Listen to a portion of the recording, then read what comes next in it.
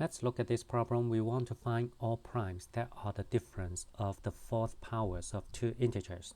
So basically, say suppose we want to find prime n so that it is equal to the difference of two integers. Well, this can be factored as x squared plus y squared times x squared minus y squared, which can be further factored as x minus y times x plus y. Actually, from here we can kind of feel that possibly there's no way you can find a prime so that it is the difference of the fourth power of two integers, because they can be factored as this, right? Now, actually, it is true that we cannot find a solution, and then this is we are going to prove why. First of all, let's assume x greater than y and greater than 0. Why we can do that? Because if we are able to find a set of integers that they can be negative, then we can always find the positive version.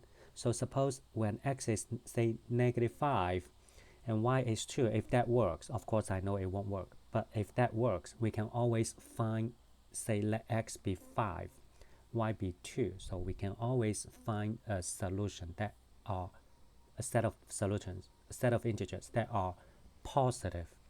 So that's why I assume that. Okay, usually you cannot always assume, but this time we can assume. Again, if we are able to find negative solutions, we must be able to find the positive solutions. That's why I assume that.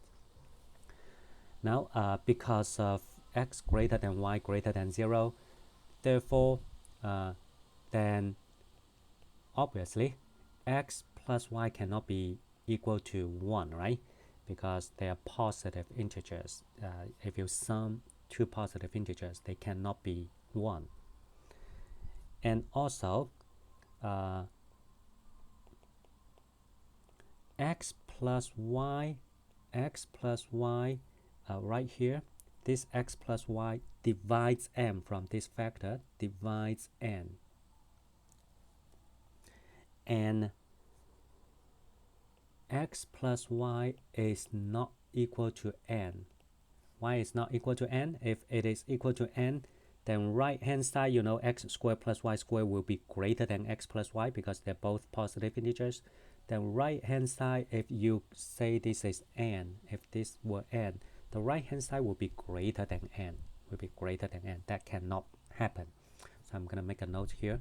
If not, in other words, otherwise, the right hand side will be greater than n, right?